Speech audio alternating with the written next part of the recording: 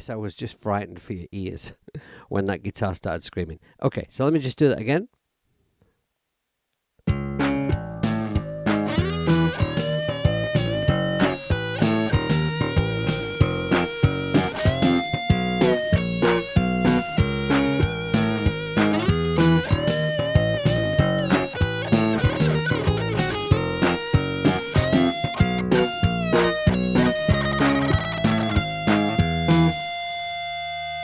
Okay, can you hear everything now? It should be all right now. Yeah, I just what I did, I just killed the volume on the iRig stream, which I use to get all the sounds from my mixing desk into the computer so that you can hear them in the stream, and I forgot to turn it back up. So apologies for that.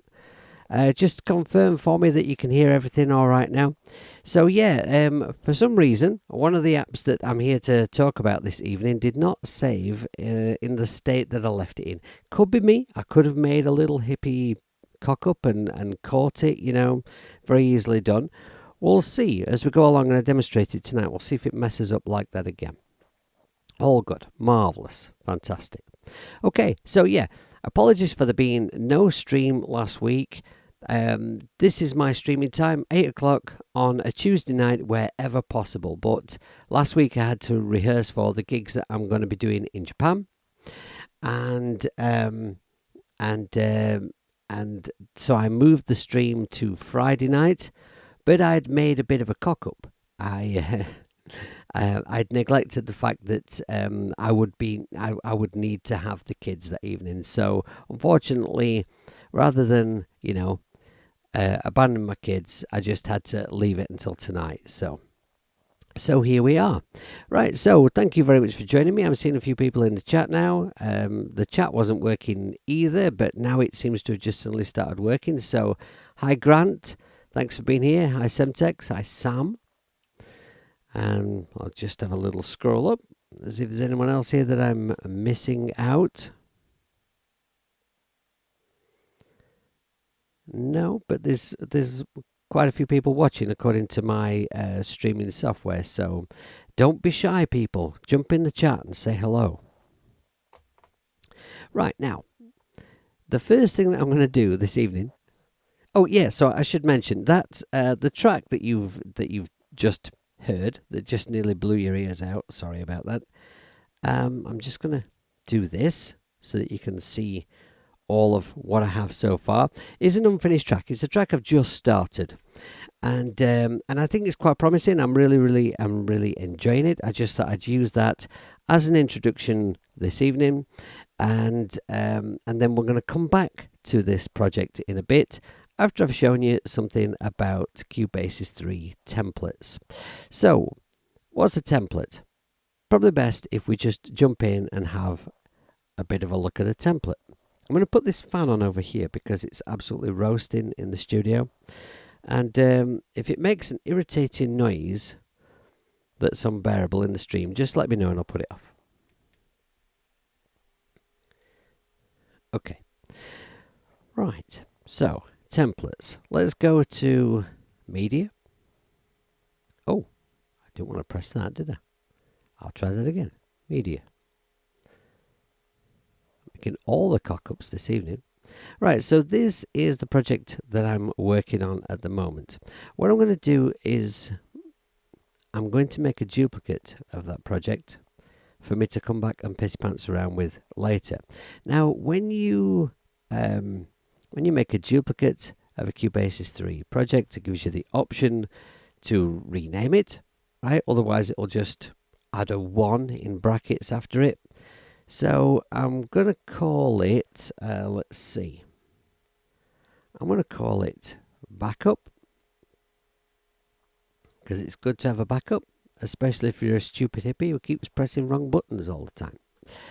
And you have the option to, when you save the backup project, you can open it immediately if you want to. I don't need to do that right now, so I'll just press OK, and now I have, if we just scoot up a little bit, there, a backup of my project. Right. Oh, hi, Mateus. Dude, Thanks for being here, man. Well, actually, because you're a little bit late, Matthias, you actually managed to escape from having your ears destroyed because I made a little bit of a fuck up in the introduction tune. And yeah, then I had to mute everything briefly, and then I forgot to unmute everything, and I was just sat here chatting to myself with everyone in the chat, lip reading. Anyway, let's see if we can, get through the next few minutes without any more almighty cock-ups. So, templates. We're here to talk about templates. So if I scoot up to the very top, yeah, I only have I only use headphones when I'm streaming Semtex because it doesn't work very well having your studio monitors on and using a microphone. So up at the top of projects here, you will see I've got some folders that I've created using this new folder button down here, where I've saved types of projects, right? So when I'm working on delicate giant stuff, I have a folder in here, the audio that that I'm going to be sending to Russ to mix. And here I've got cybermetal tracks. And here is a folder that exists when you buy Cubasis called templates. Let's have a look in there. There's some in here that I've made. Now I made a bunch of templates for when I made some samples and loops and whatnot for Vortex over at Mobile Music Pro. I also made some templates to go with those downloads, and they're here. And then there's a few that I've made, and there's a bunch that come with Cubasis that Steinberg have kind of nicely put in there for you, right? So, oh, your speakers. Oh, right, yeah, cool. Oh, hi, Leela.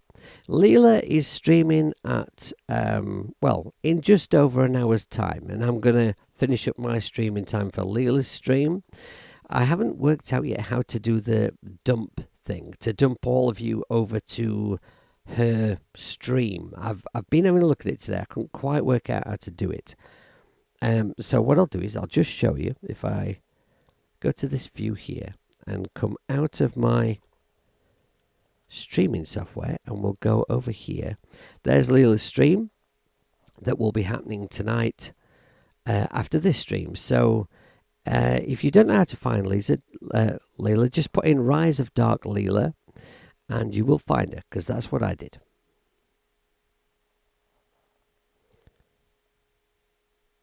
There. Right, okay, so back to templates. These are the ones that Steinberg include with Cubasis 3.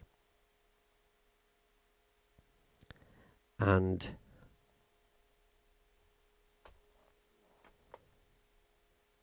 sorry, my software just went a bit weird on my computer screen. I was just checking that the stream was still okay. Right, okay, so these are the ones that come with Cubasis 3 down here. Let's have a look at a couple of those. Piano and vocal. Create new project from template. Yes, okay, let's do that then. Right, I'll come out of here, and you see they've just kind of got you a couple of tracks ready. One's a MIDI track. We've got a female vocal track and a male vocal track, and on both of these tracks, they've added some effects that might be useful for recording vocals. A channel strip and an EQ, and then in send effects, delay. No reverb, strangely. But anyway, right, so all the templates are just that kind of thing. Now I'm going to show you how I would make a template. Because it occurred to me that since I'm using my RX11 drum machine quite a lot at the moment, it would be nice to have a template where everything is already set up, because when I set up my RX11 with Cubasis 3, what I have to do, I've got a cable from every output at the back of the drum machine, which is 12 outputs. And they go to 12 different outputs on my Tascam interface over there. And then in my Cubasis project, I have to add 12 audio tracks, and in each one I have to go into routing and select the correct incoming audio channel, right, before I can get started making any music. And it's nice to have little shortcuts to getting straight into making the music. So I'm going to make myself one for using the RX11. So what I'll do here, I just want to find right, so the piece of music that I used for the first few Cubasis 3 workshops, I've got a few versions of it here. Workshop B, I think this is the one I need to use. Yeah, so in this one you'll see I have got a bunch of instruments, and then here I've got all my stuff ready for my RX11. So I've not recorded any audio in yet in this project, but if we go to routing for kick, you'll see we've got mono input 1 of 16 possible inputs. Let's go further down. Tom 4 is on mono input 8, and so on and so on. So if I just go back to media, and then I'm going to go to duplicate, and here I'm going to call this RX11 template.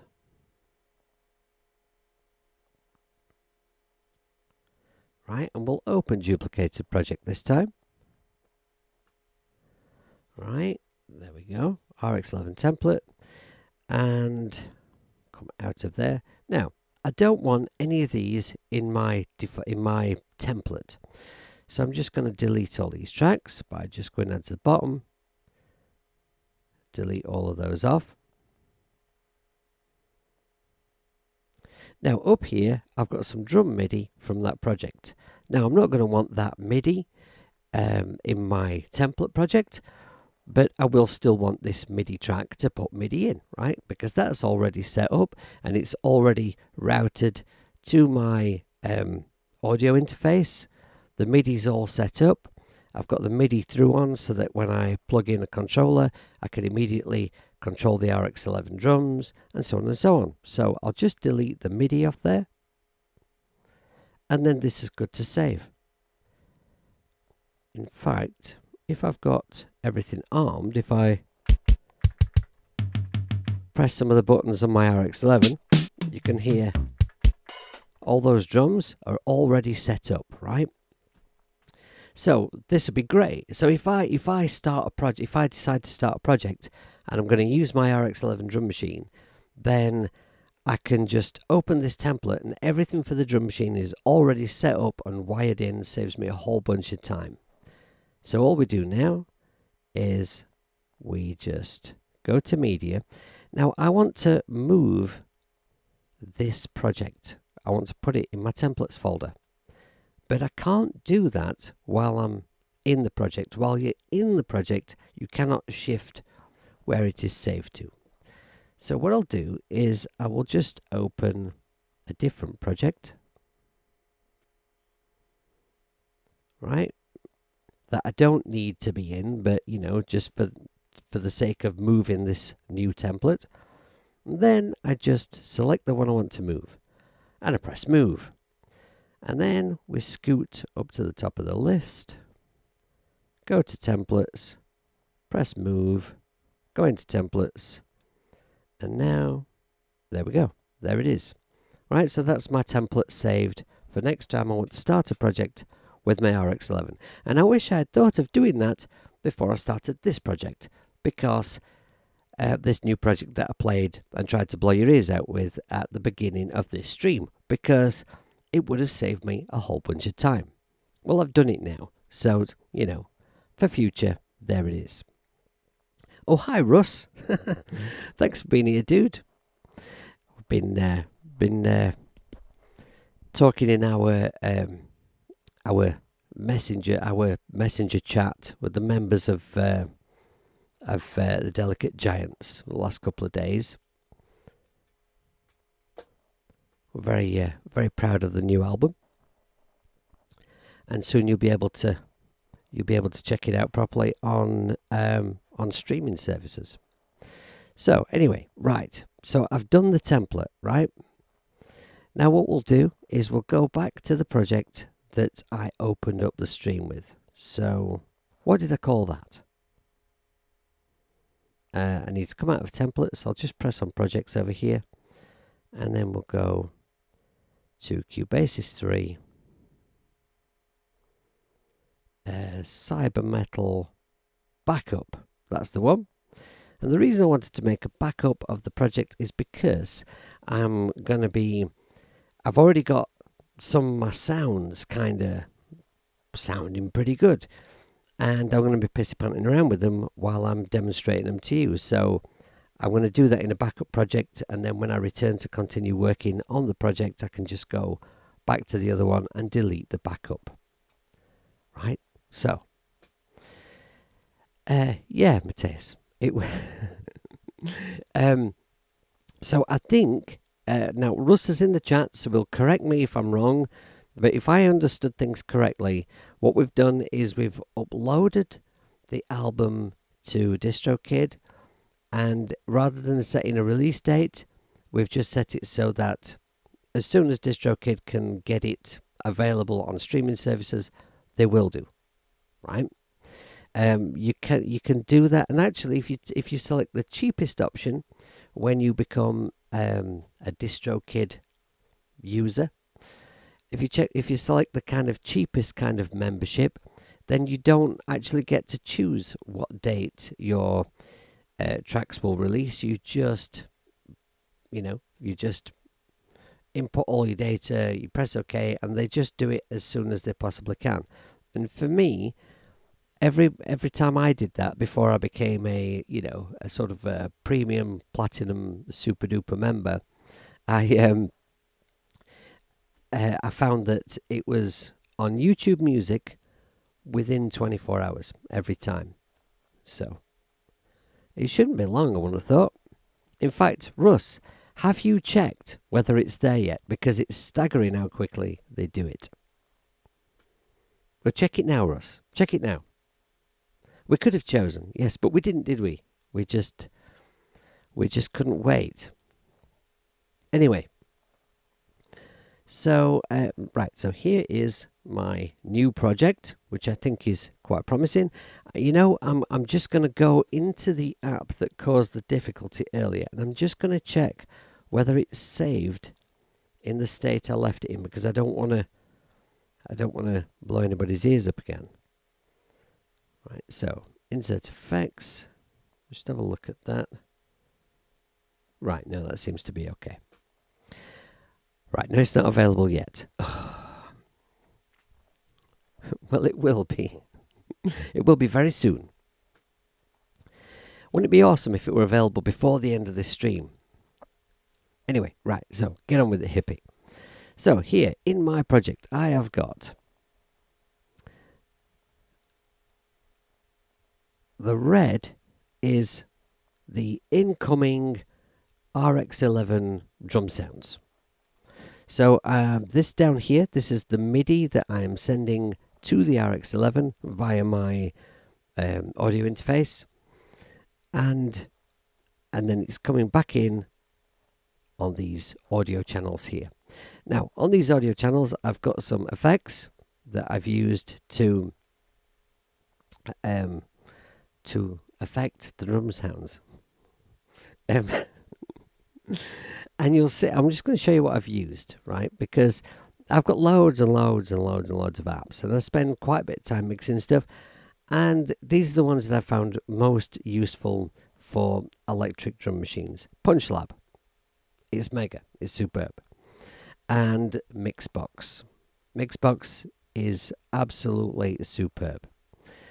Now for the hats, I just found all I needed was the channel strip, because all I wanted to do with the hats was I simply pulled down the gain because they were super loud, and added some low cut and compressed them a bit, and the built-in channel strip is quite sufficient for that. So why open an AV3? The clap, I'm using Pro Q3 because the clap. Let me show you. The clap from the RX11 sounds like... Well, that's with the reverb on, but let's switch that off as well, actually.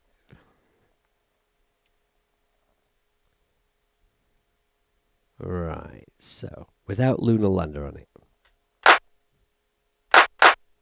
Okay, so it's all right, you know, it's okay. It cuts through, but it could do with being a little bit brighter, and it could do with having a bit more sustain to it. So I used Pro Q3. Let's have a look at that. You see, it's very, very simple setting. Very simple setting. It's just tweaking it a little bit. I'm bringing down the volume because it was super over loud. And then, you know, which effectively is how I gain stage stuff. I gain stage stuff by using effects that have a master out. And then, here we go. Now, speaking of gain staging, let's have a look at my mixing desk. Get rid of Lunar Lander for a minute. Right, now if I go to small size faders, you'll see that everything, more or less, is at 0 dB, with a couple of exceptions that I've not worked on yet. Right, so when I come to actually mixing this track properly, it's going to be super easy to tweak everything just ever so slightly, because when your faders are here, it's so much easier. When they're all like down at the bottom and everything, it's much, much more difficult. Right. So, other things that I've used.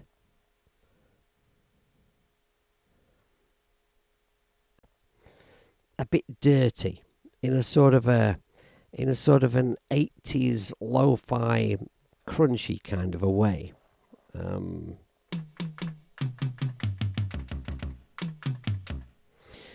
And they're all panned, of course, and I've panned them on the desk rather than in the drum machine, because that's what sensible hippies do. Now, the crash is the one thing I'm particularly proud of, because I've always kind of, when it comes to EQing and affecting cymbals, I've never been particularly like super mega confident about it. You know, I do stuff and it sounds all right, and you know, I'm always kind of left thinking, you know, could I have done a bit more with that? It sounds right in the mix, you know, I've never been sure. But I've been working on that a bit recently, and I've found the crash, right? That's not a crash. Where's the crash? Oh, there. Right, now, it totally doesn't sound like that without these effects on. So let's just take those off. Right, now listen to what I've managed to do with Waves audio track. So this is one of the Waves plugins you can get from the Cubasis shop, which unfortunately you cannot use outside of Cubasis. Now, so I've EQ'd it by, I've taken off some bottom and a little bump up here to make it brighter. Let me just do that again so you can see what's going on with this compressor here, because this compressor, if I adjust this release here, right, now let's overdo the release. Okay, so I managed to get a nice balance. The attack's practically nothing, and the ratio is really harsh. Now, I achieved that by just pissy-panting around. Didn't really know what I wanted. I just knew I wanted to do something more with that crash. It was just a bit boring, and it didn't sustain long enough, and it wasn't bright enough, and I just had a really good pissy-pants around. I spent ages just on the crash, just sat here in the studio, pressing the crash, adjusting, pressing the crash, and in doing so, I learned tons and tons and tons about how to use this particular this particular plugin, if you like. Now, I've had this for years and years and years and years, but I've got so many apps that, you know the thing I'm always saying, you don't learn to use them properly. So I've invested a whole bunch of time in working on this today, and I've learned how to do great things with symbols, right? So I will save that as a preset to my Patreon so that other people can download it, use it, have a pissy pants around with it, see how I've set it, and then learn from that, because that's the best thing about presets. Use the presets to learn what the plugin can do. And then, having studied that, you pissy pants around, the plugins, the presets will give you a good idea what it can do, and then you pissy pants around and you learn how to use it. Instead of like buying, 20 million apps, just spend 20 million years working with one, and it will make you much, much better at mixing. Right, you tested the millennial part of your fan base to the limits with this release. Oh, yeah, we all know good things are worth waiting for. Yeah, I see what you're saying. Yeah, yes, patience. I'm very good at patience. As people who are 1050. Right, okay. Nano Studio sets everything to 0 dB. Yes. Nano Studio is awesome. If you only need the MIDI thing, and I know, Russ, you get plenty of audio into Nano Studio and you make that work, but speaking of patience, I don't think I'd have the patience to do what you do. Less gear means thinking outside the box. It does. And I know that Sam he's took a really, really impressive and interesting step, actually, quite a while ago now. What Sam did is he went through all of the apps, all the music apps that he has, and he decided which ones he actually uses, which ones he actually needs. And if he's got multiple things that do the same thing, what's the best one? And then just taking the others off his iPad, and it's helped him have focus. And I think I'm going to start doing some of that, because I looked the other day, I've got more than 10 chorus apps. Why do I need more than 10 chorus apps? I mean, when I looked at it, I've got maybe 3, maybe 4 that do quite different things with chorus, and then the others are just duplicates that I won't use. So I think maybe I'll just scoot a few off of the iPad. All right, Simtex, you take care. I'll see you later, man. Right, now, let's have a look at some of the new apps from Aurora DSP. There were 6 new apps when I made the flyer for this stream. And there's one of them that I'm not going to do today, and that's the vocal one, because that requires a demo all of its own. It is superb, but I can't really include that as well today. So I'm not doing Banshee today. I'm going to do the other 5, but then another app came out just a bit earlier today, and I got a code for it, and I didn't have time to even open it before I started the stream.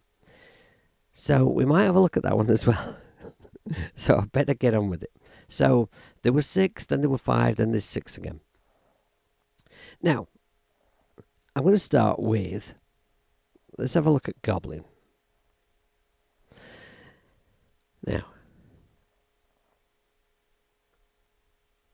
I'm going to need some guitar looping round so I can demo this for you. So I'm just going to pull these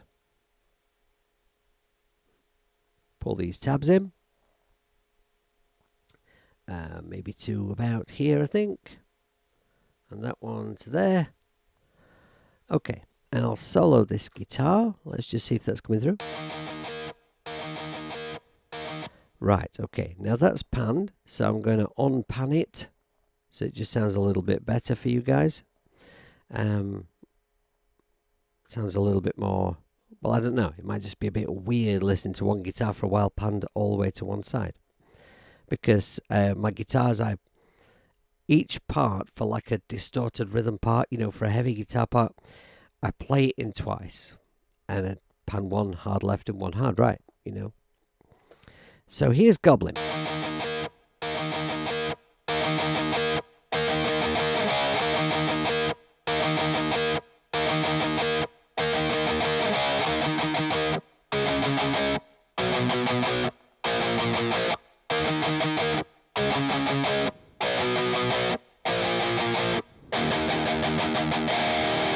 Right? Oh, sounds pretty awesome, doesn't it? Now, if you check out Goblin in the App Store, it is super, super cheap. This camera's gone to sleep. What's going on with this camera? It's probably just overheated because it is like astoundingly hot in here.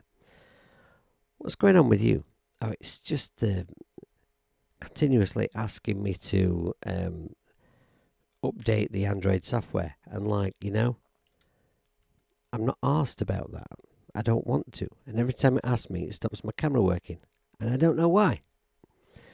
Okay, right. So, Goblin.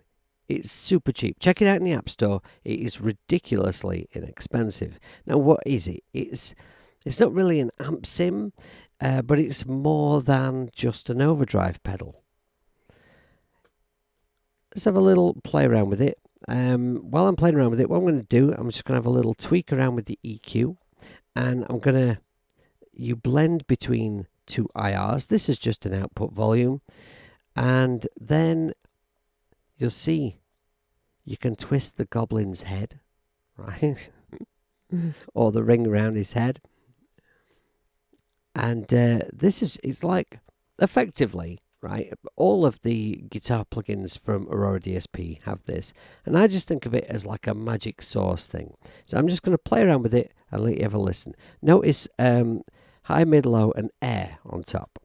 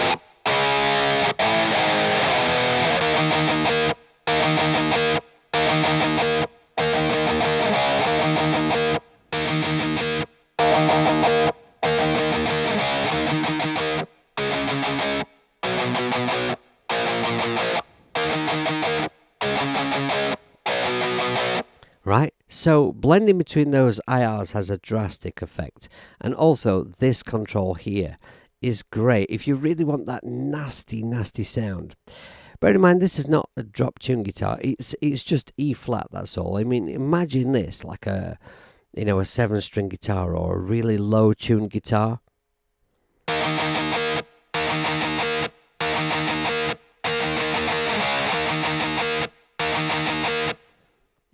I mean, it's more than worth the money. It sounds pretty spectacular, and to be honest, it's self-contained. It doesn't really need putting in front of an amp, because usually with an overdrive pedal, what you'd be thinking of using it in conjunction with an amp sim. But to be honest, it just sounds magic as it is. I saved a preset for this, if I remember rightly, for this project, which I'll go back to in a moment because I think it's just the right sound for this project, and I'm not going to do anything else, I don't think, with this guitar sound, other than when it goes to the group track, I will just be taking off some lows, and I do that on the group track, taking lows off all of the guitars in one go. It saves on processing power, just opening up that EQ once to use that that low cut, and why not do them all together? But even so, when I'm dialing in a guitar sound, I always take lots of low off of overdrive sounds. I'll try and remember to show you in a bit what doing that means to the track overall and what it does for the bass. Now, yes, that was the point I wanted to make.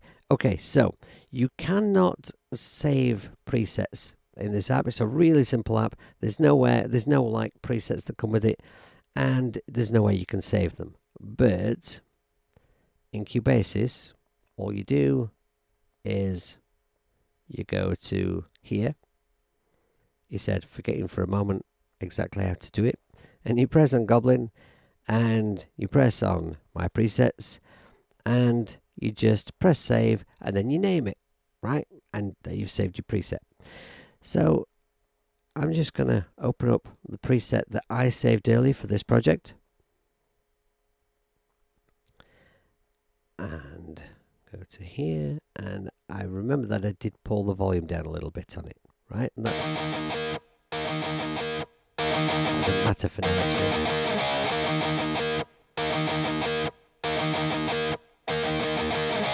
Actually, while I think about it, let me just show you something. I'm going to show you something that I think is really, really important to learn about mixing rock guitars. So if I just go back to my mixing desk and pull this back over to hard left, right, and there's the other Goblin track, which is hard right. Right, I'll press play. Right, so that was the first guitar that I played it. And then I just played exactly the same thing. Now just listen to guitar 2 that's panned all the other way.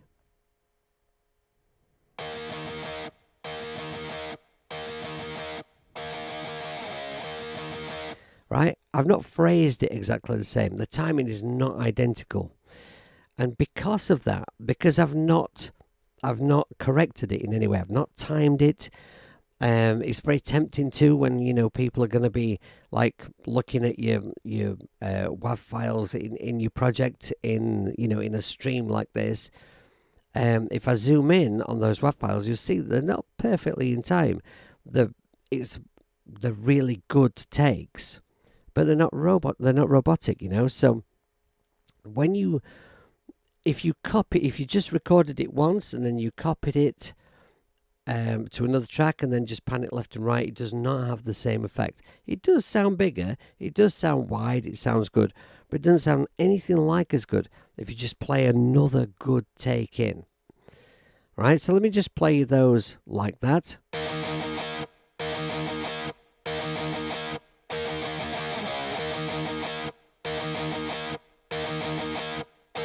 Right, now I'm going to just add these 2 guitars in here. You'll see these are all going to a group track here.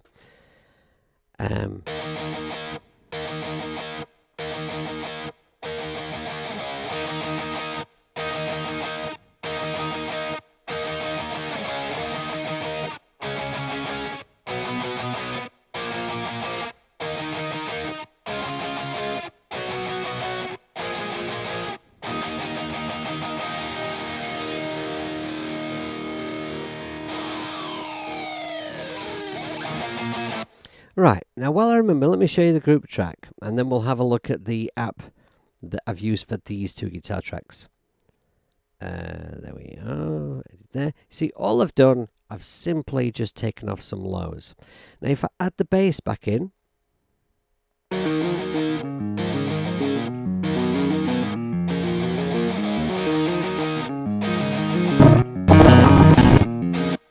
am not sure why it's making that strange noise. But let's just come out of here. That was very weird. I want to move it to later on in the track where the bass is playing in a lower frequency.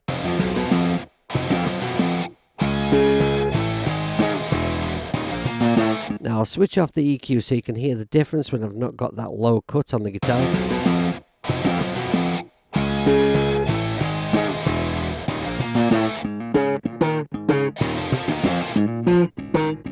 Right, it's just a bit more hidden, it's just a bit more clouded.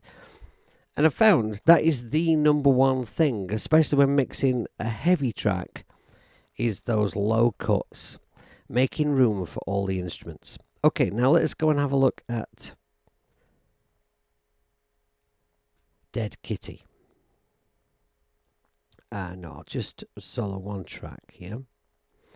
And we'll just go to the mixing desk and let's just, once again, throw that one into the center. Okay. And now then, that track doesn't start until here. That's better. Okay.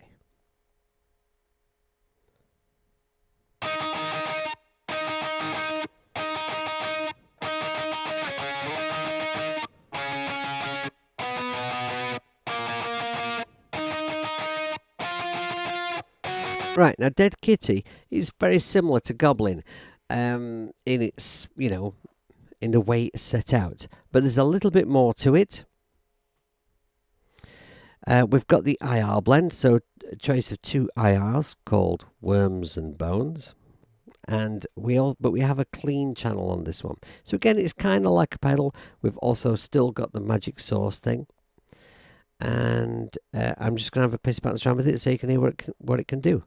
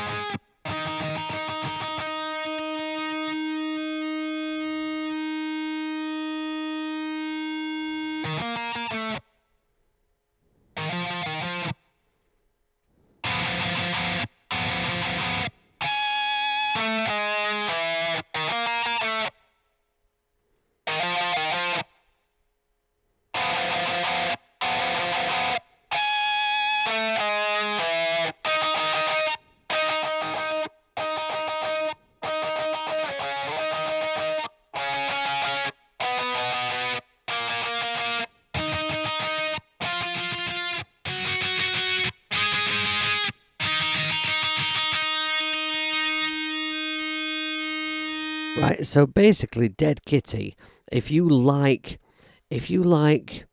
aggressive sounds, if you like aggressive guitar sounds and you like to be able to get them really, really filthy, there's a lot of scope with Dead Kitty. Now, I could say almost exactly the same thing about Goblin, actually, which is slightly a simpler app. But I think the difference in tone is Dead Kitty is a more British sounding kind of an app.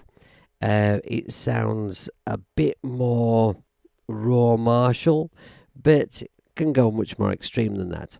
Whereas Goblin can be quite smooth. It can do that sort of like late 80s hair metal chunk kind of a sound. Think Scorpions, it can do that, but it can also go much more extreme than that sound.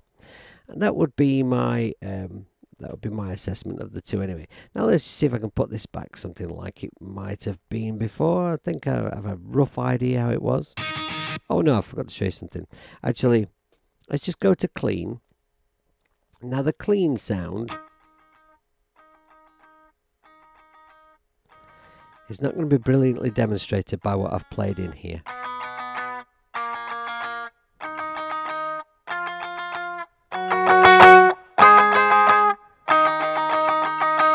Now let's just bring down the output and let me turn this up because I just want to show you it really can.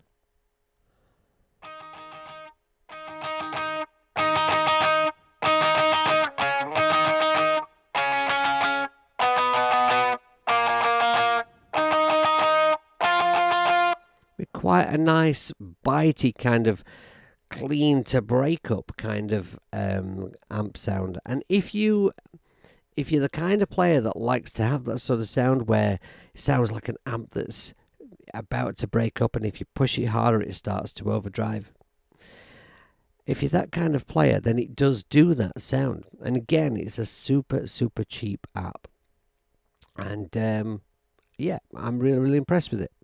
I will definitely be leaving Goblin and Dead Kitty in this track because the sounds, for the kind of track I want something that's going to have the bite of those kind of like 80s guitars I was talking about.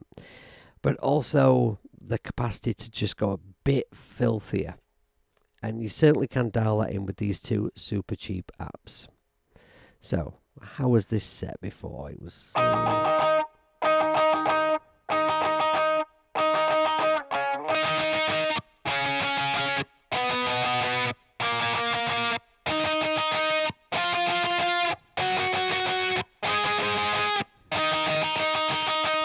something like that. Not that it really particularly matters. I've duplicated my project. Okay. Now, I'm going to show you something. I want to show you something on the drums now.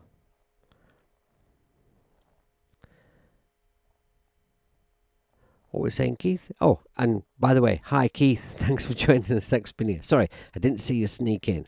You might rotate out some app and it won't be in the App Store, so you can't retrieve it.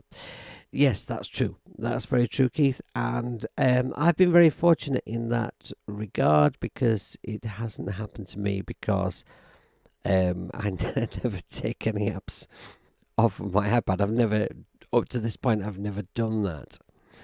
And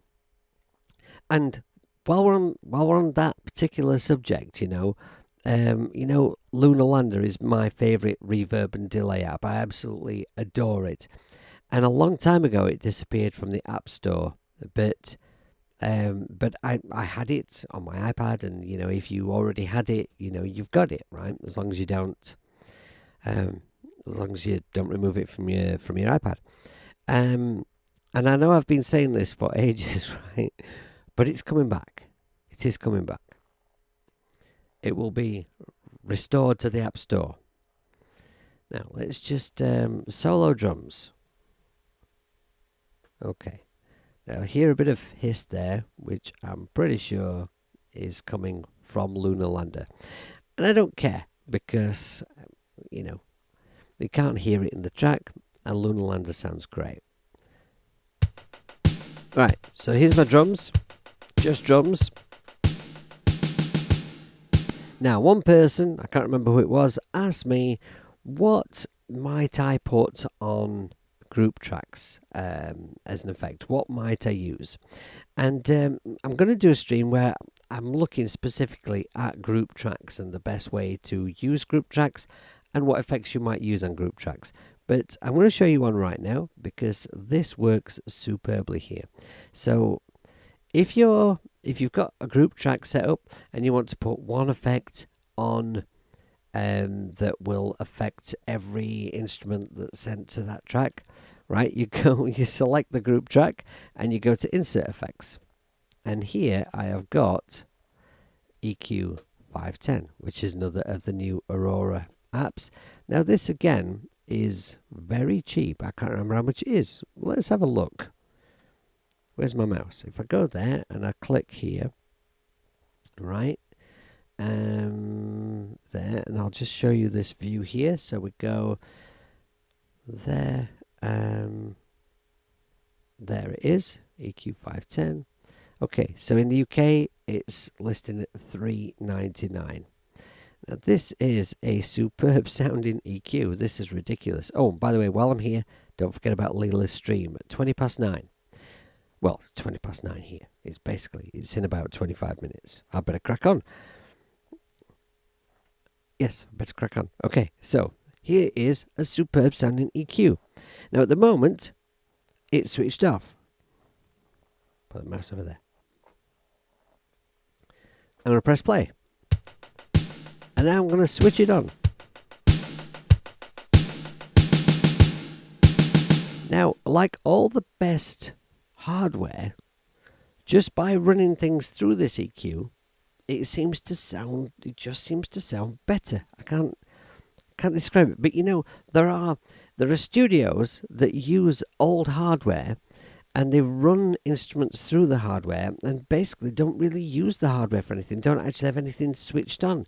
It's just something about the circuitry in that hardware makes things sound better when they pass through it, or make it sound a certain way. And I find that with this, it sounds quite magic. I'm going to just press play and I'm going to have a little tweak around with the EQ.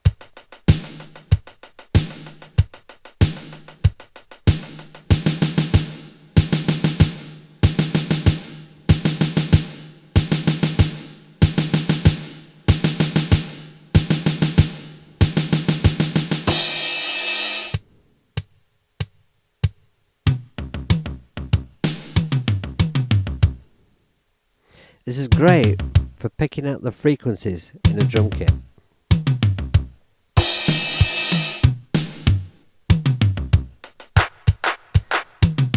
I mean, if you use drum loops, which I don't use drum loops. I don't like using drum loops. But if you are a person who uses drum loops, I'm not judging you.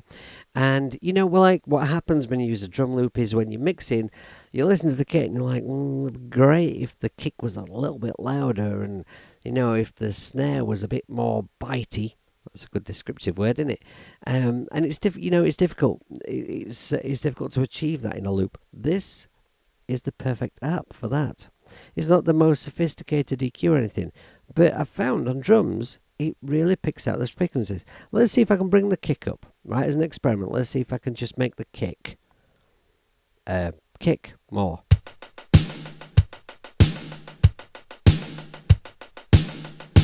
There.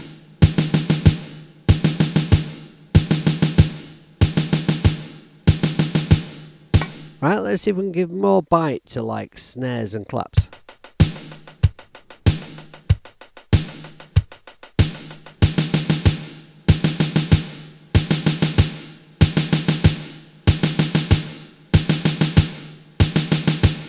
Yeah, that works. All right. Now just listen to what happens when I just push up this top one.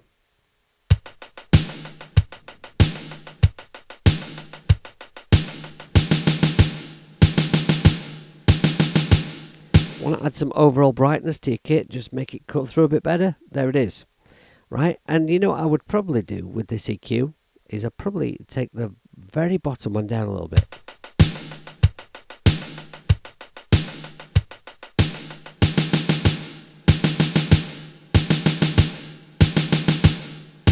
Right, now I've overdone this. I'm gonna just do this with that.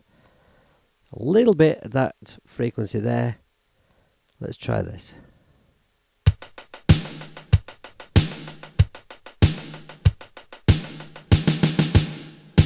All right, now, you know, I'm just experimenting because I'm not mixing right now. I don't know how I want this set until I mix it. But let me show you this. I'm going to move on from this quite quickly. It's awesome. There's not loads to show you. Now, here you'll see we've got a drive control and we've got an output control. I'm going to bring the output all the way down. And I'm going to bring the drive all the way up. And then I'm going to creep up the master volume.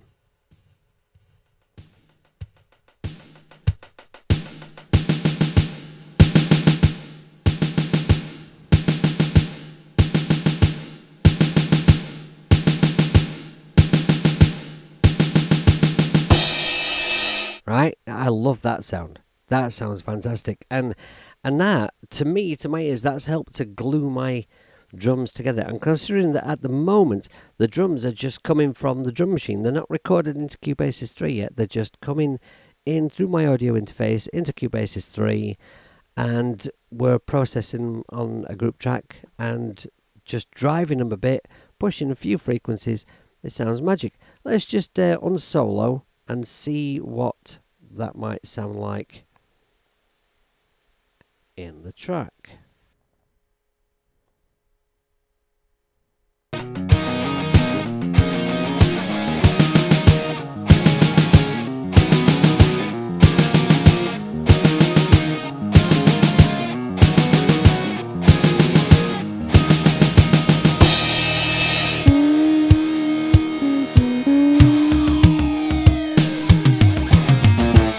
Right, my drums just came to life. That sounds brilliant. I love that. That's superb. That, I mean, all these apps are great, right? And this is like one of the cheaper ones. But that's going to get used by me all the time. That is quite superb. Okay, now what else we've got to look at? We've looked at Goblyn. We've looked at Dead Kitty. We've looked at the EQ.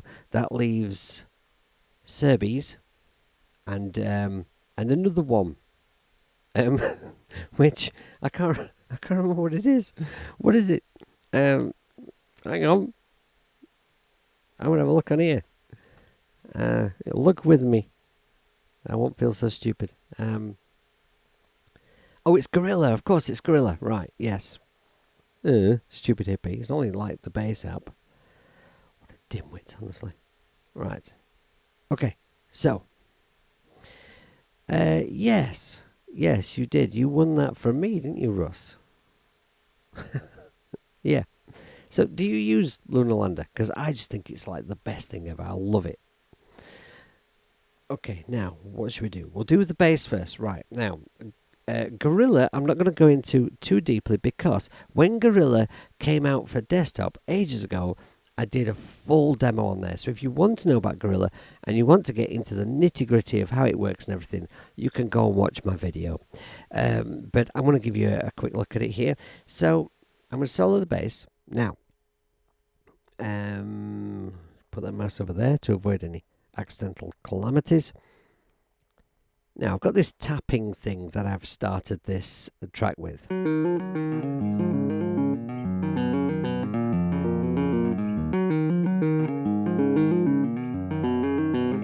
Let me just switch Gorilla off so you can hear the bass roar. Now,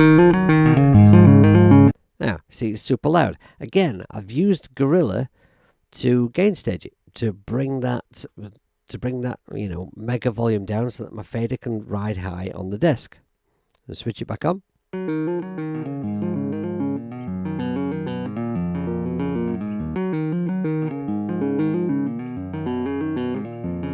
Now, this might look like a bit of a complicated interface for a bass amp, but you know what? Bass is the most difficult thing to get a great sound on and mix brilliantly in your track so that you can hear the bass, so that you can hear all the notes, so that it's moving the low end as well, and not have it destroy your track by being too loud. If you can achieve all of those things, you are a genius. So if you can find an app that can help with that, then it doesn't matter how complicated it is, just learn the fuck up. And this is one of them. Unfortunately, there's a slight problem with Gorilla at the moment.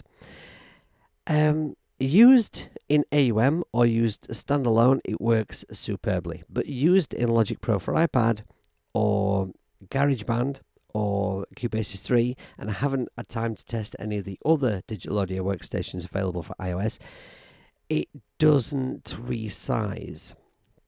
Now, I've messaged Aurora DSP about this, and I'm sure that there will be a fix very soon. Rhino is exactly the same.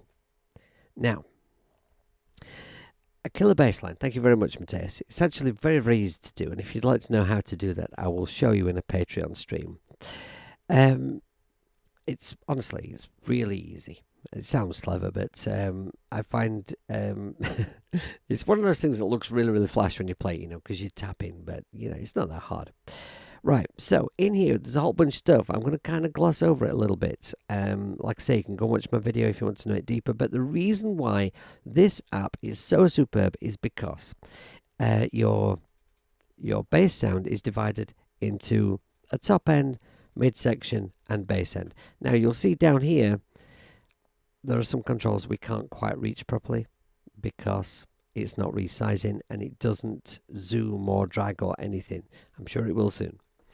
Now, we've got an input level, and here we've got crossovers so we can change where the splits are, right? So we've got a treble section and we've got a middle section, but we can use this control to change where we split between the treble and the middle. And again, this one can change where we cross over between bass end and mid end. Now, with a great bass tone, the magic is in the middle section. The way to get a bass sound is to get rid of your low end, get rid of your top end, work on your mid section, then bring the others back in. That is how to do it. And if it's a rock track, if it's a metal track in particular, if you're up against some really heavy guitars, you're probably going to want to create a bass sound that actually sounds really nasty and unpleasant when it's on its own, but in the mix, it will work. I'm just going to show you a few things very quickly what it can do. We've got IRs to choose from here. We've got a limiter and master output. We can solo each section. Down here, we've got the volume for each section. Maximizers here for mid and low. Grunt, that's basically overdrive for low and mid. I don't really do that on the low end at all. I always keep my low end clean and punchy and drive the mids and tops, mostly the tops. I use the top end for definition and the mid for body and character and pretty much everything. So what I'm going to do is I'm going to have a piss pants around with it very quickly while you have a listen, and I can show you.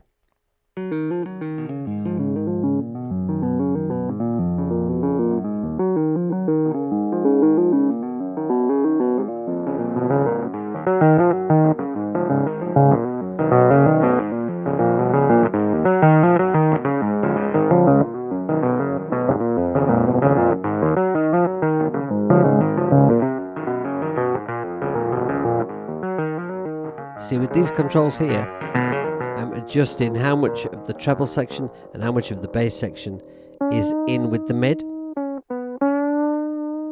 Now, I've found with experience that somewhere between about 300 and 1,000 is where the money is for the mid section. I'll take that grunt out.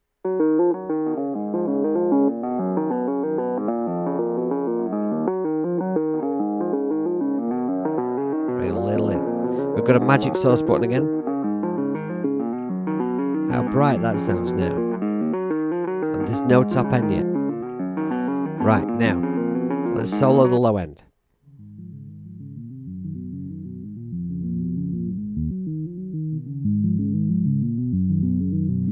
Now what I would do is, in my mix, I would dial that in, last of all, right? Get the whole track mixed, and then we decide how much of this we need.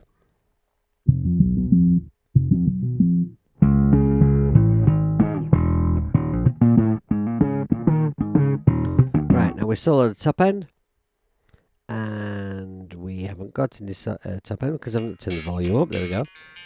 Right, this is just definition. This is articulation.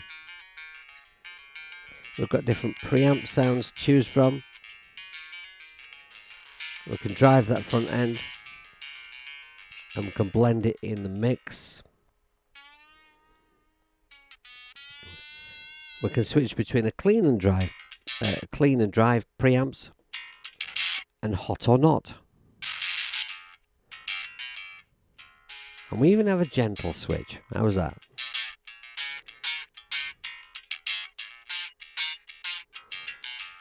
Now you can make the output from this app mono, which pleases me very much.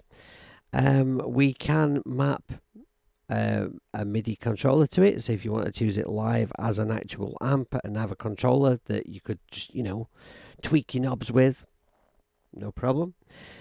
What I love about this amp, about this app, is it has a tuner built in, an absolutely superb, high quality, easy to use, brilliant, accurate tuner.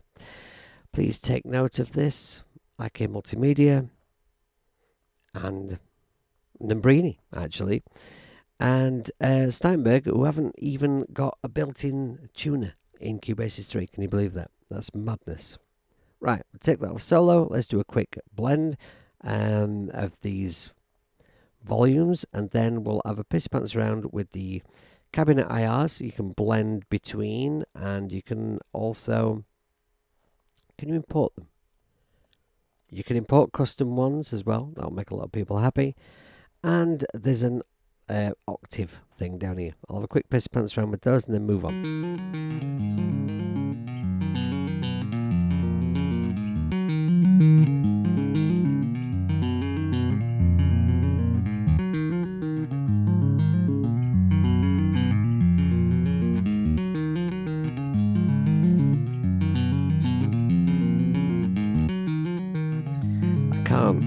I can't make these octave buttons work at all. Just can't get to them. That's unfortunate.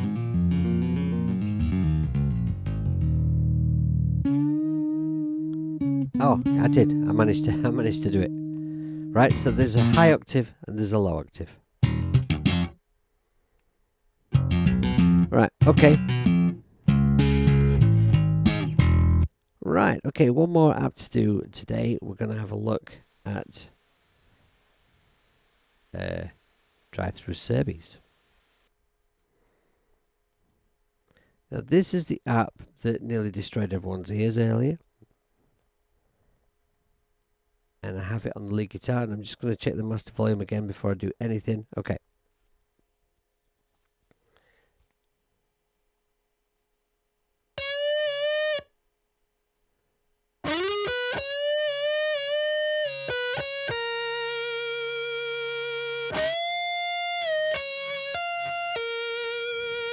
Right? And it sounds pretty magic. It sounds pretty magic. Let me just show you what's going on in here. So, at first look, it's kind of just like a couple of pedals. Not particularly exciting, very much at all. Well, it's actually completely and utterly magic. It's brilliant. And let's see, where should we start? Okay, so this has the tuner built in as well. It also can be MIDI mapped, just like Gorilla can, and you can switch between stereo and mono. That makes me super happy. It's got a metering for the input level, which you can change down here. It's got gate, so you know when you've got like tons and tons of overdrive on, it will gate in between chords or whatnot. You've got an output level down here, magic. So these pedals are a drive pedal, a preamp pedal, and a delay pedal. And then you've also got a cabinet section, and you've got an EQ section. So really, again, this is an app which, whilst it's not exactly an amp sim, you could just use this without an amp sim. You don't need it. It does the whole lot. So let's just have a little play around. Let's add some more drive.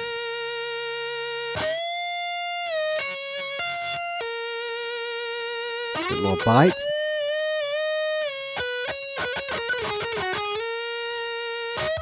Right, now, the delay is quite magic.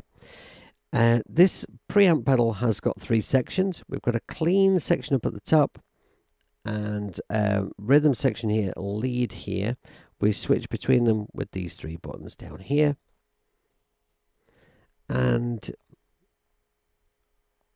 it might be better to demo this actually if I plug the guitar in, but I'm running out of time. I'm going to do that ever so quickly.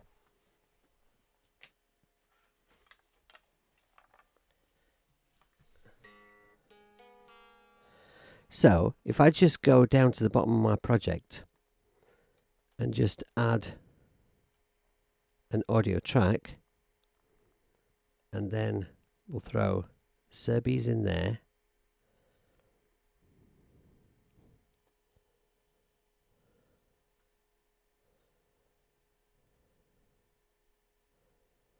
Right, and then I just go to my routing, and it's input 9. And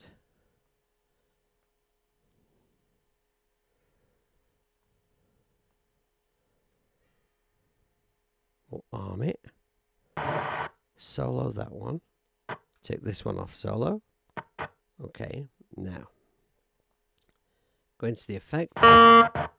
Actually, just go to the mixer and pull down the volume. Okay.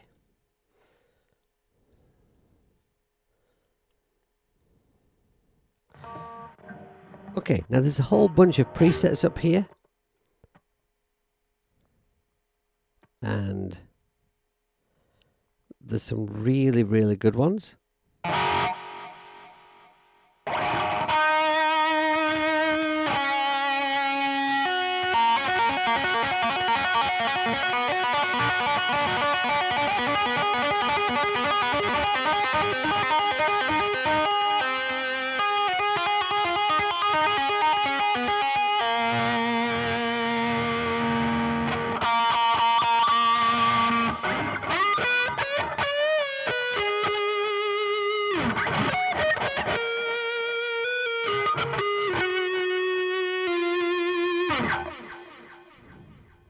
Magic. Now, this delay pedal, I noticed you can get, if I pull down, I should be using my mouse so you can see what I'm doing. If I pull down the number of feedbacks and time, I can basically just get reverb. Let's turn up space.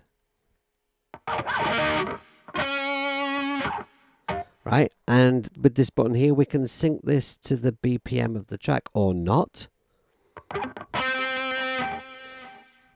And the display changes accordingly. Look, right? So we've got eighth notes. I like that. There's also a low shelf and a high shelf on this, which is superb. They've thought of everything here. Let's just click off of this rhythm track onto the clean. Take the overdrive pedal off.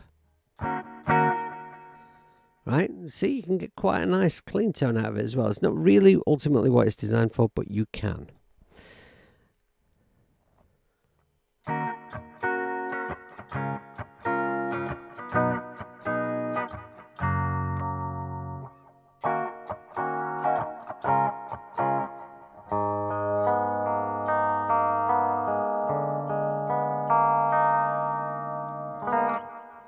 That's a little line that I want to get into this track that I've been working on.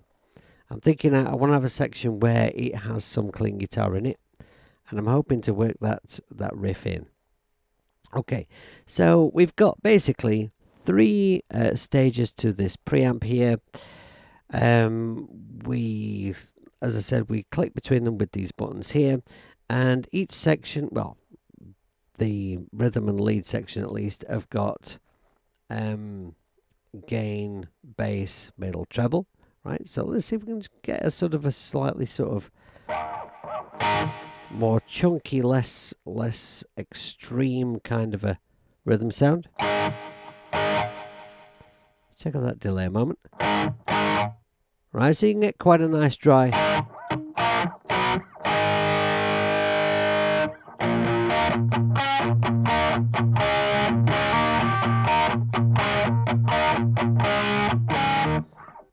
You know, sort of a ZZ Top kind of a chunk thing.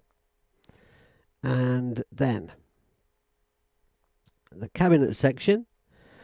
This I love pissy pantsing around with this because you've got 2 mics, right? You can move them around your cabinet, and you can do that either by just grabbing them, right, or you can use these controls here at either side. You've got 2 mics. You can change the distance, the angle. Let's if I grab this one, you'll see I can turn it right on its side or face on. We can switch out between different mics, which is just so much fun to piss pants around with. And we've got the air control, and we have the possibility to import our own IRs as well.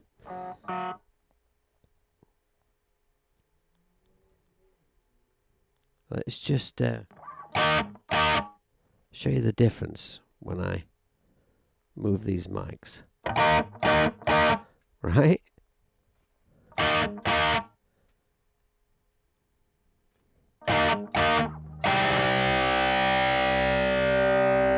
It's an interesting chord.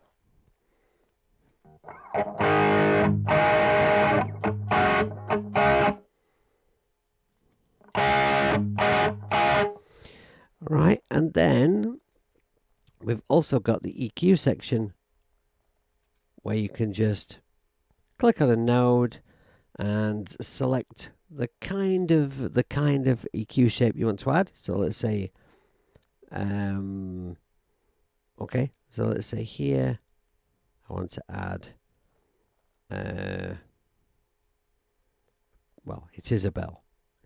So let's just, you can just drag it and move it around, and the controls will adjust accordingly to show you what change you just made, or you can do them on here. Brilliant stuff. Right, so that is quite a deep app. If you're not a tweaker, if you're not the kind of person who likes to kind of get right into an app and learn how it all works and piss pants around with it yourself, there's a load of fantastic presets to go at. There's a nice one that's kind of like a sort of a dirty clean here.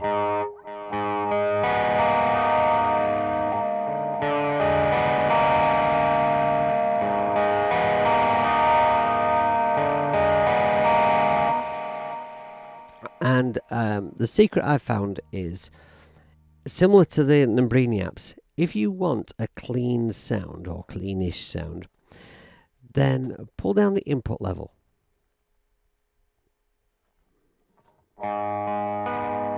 Before you start tweaking, and that will really, really help you to get what you want. Right, so let's go with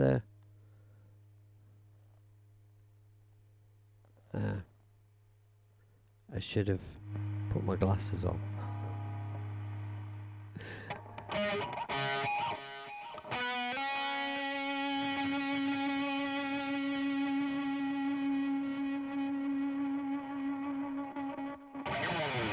All right, so my idea with these apps today was to just kind of give you a not like an in-depth lesson on all of them, just let you have a look at them. Now, obviously, with the simpler apps, you've probably seen enough there to make an assessment as to whether they're worth it to you or not. But Gorilla, I have got the video already out on that, and this one, I think this one will be worthy of me doing a proper full intense demo on.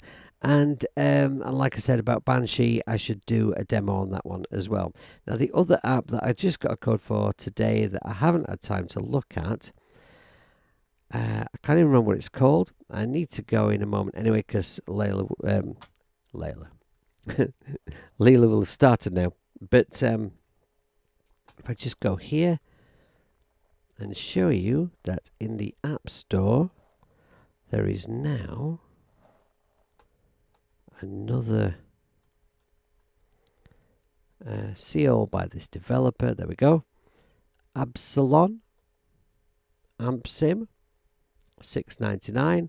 Now you can tell just by looking at the you can tell just by looking at that, this is going to be something mean and nasty. So let's just go back here, and I've like I say, I've not used it at all yet. Let's just grab it and see what it does.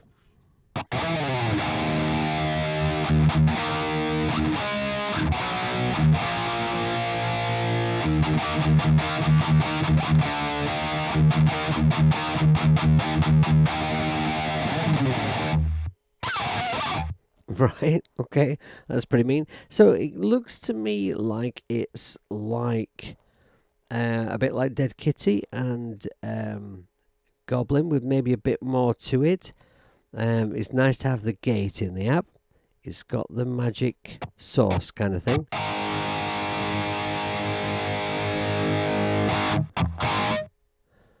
Right, okay. Oh yeah, and it's quite dry. Right, and then we've got Savage or Beast. Oh, I like the changing colour. Hang on, look at that.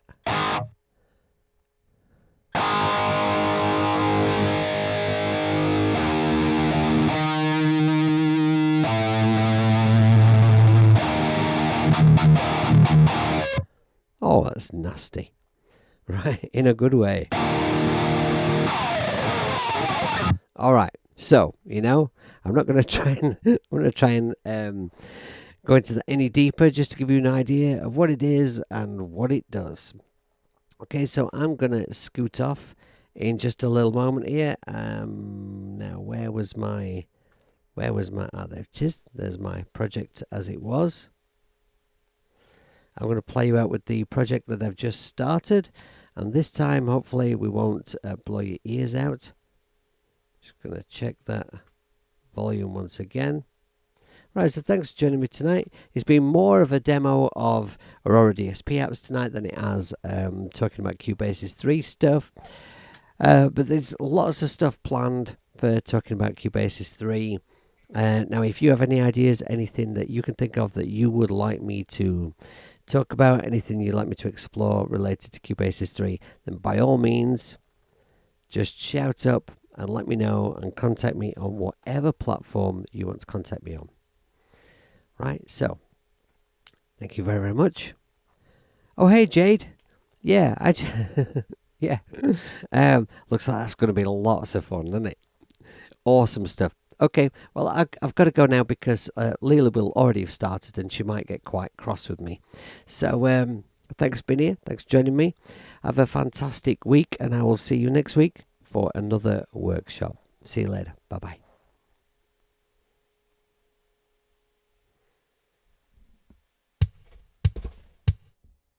bye.